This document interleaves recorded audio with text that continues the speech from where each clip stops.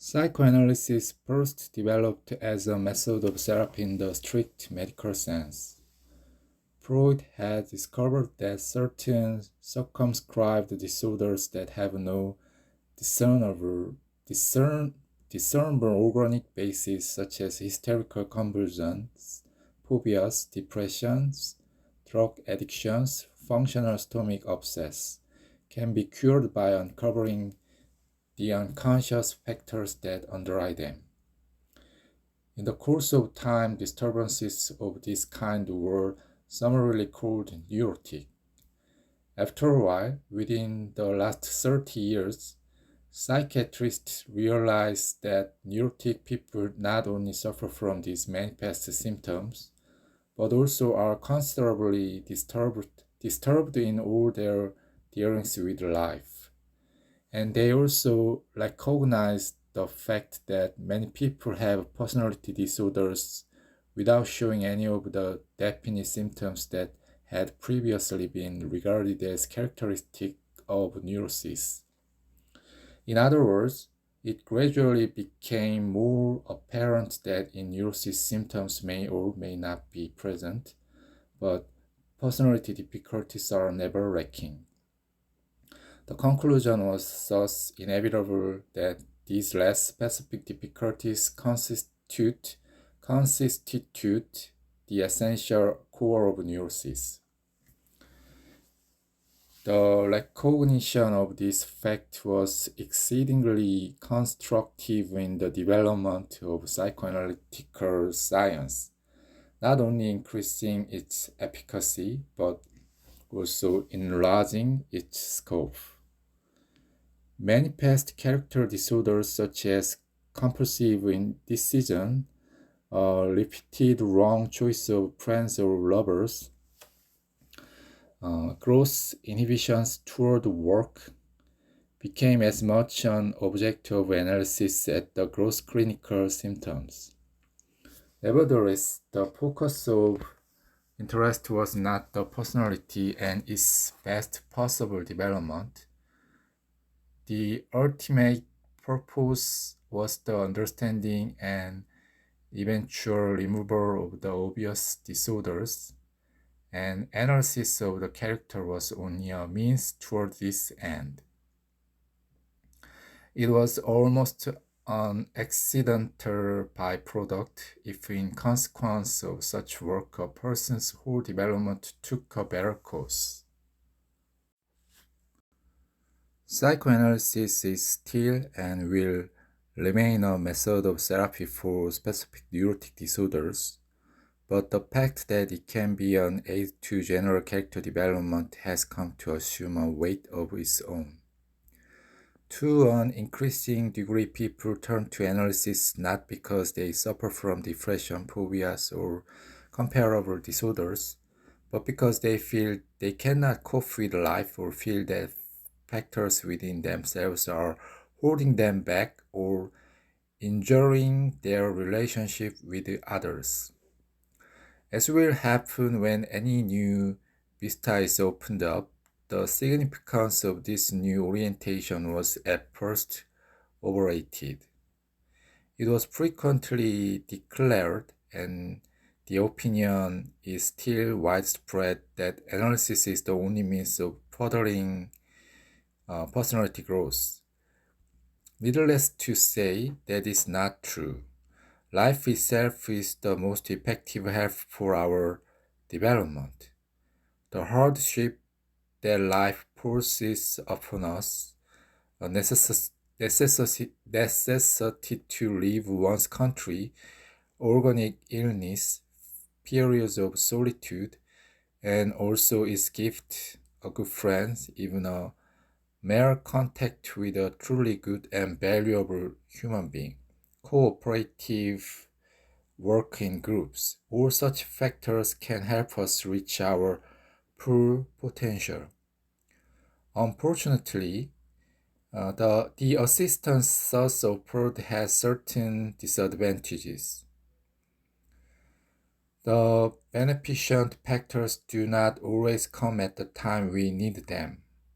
The hardships may not only be a challenge to our activity and courage, but surpass our available strengths and merely crush us.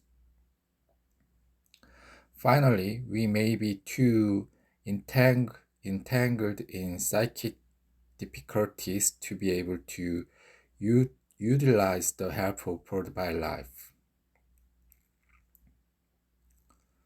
Since psychoanalysis has not these disadvantages, though it has others, it can legitimately take its place as one specific means in the service of personal development.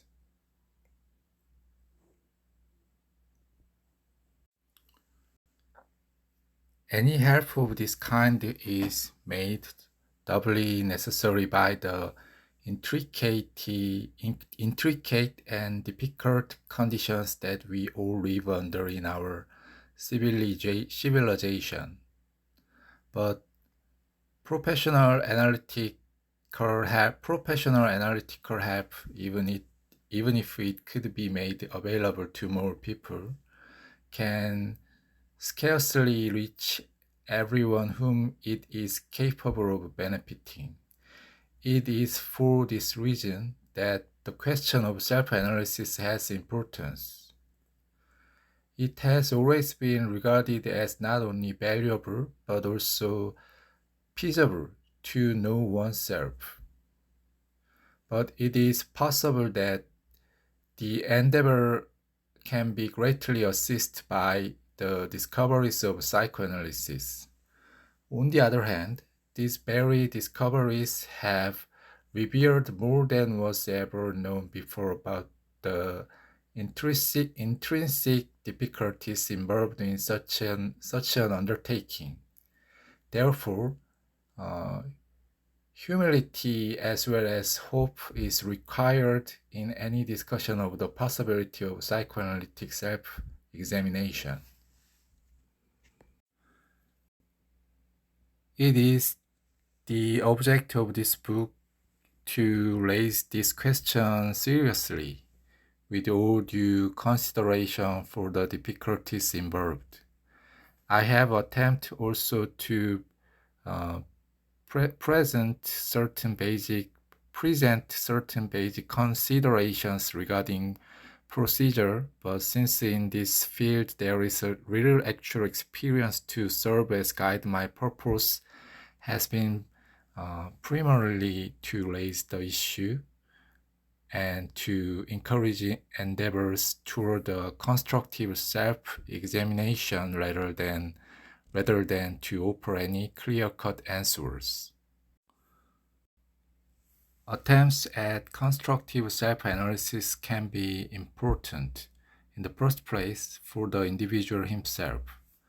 Such an endeavor gives him a chance for self-realization.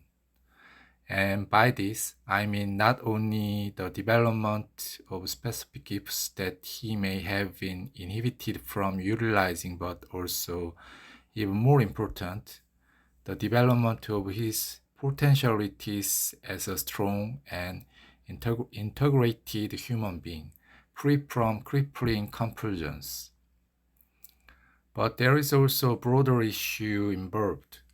An integral part of the democratic ideals for which we are fighting today is the belief that the individual and as many individuals as possible should develop to the full of his potentialities. By helping him to do this, psychoanalysis cannot solve the ills of the world, but it can at least clarify some of the frictions and misunderstandings, the hates, fears, hurts, and vulnerabilities of which those ills are at once cause and effect. In two earlier books, I presented the framework of a theory of neurosis which I have elaborated in the present volume. I would gladly have avoided presenting these new viewpoints and formulation in this book. but it did not appear sensible to withhold anything that might be useful for self-examination. I have tried, however, to present matters as simply as possible without distorting the subject matter. The highly intricate nature of psychological problems is a fact that cannot and must not be disguised, but with full mindfulness of that intricacy, I have tried not to increase it by a lumbering terminology.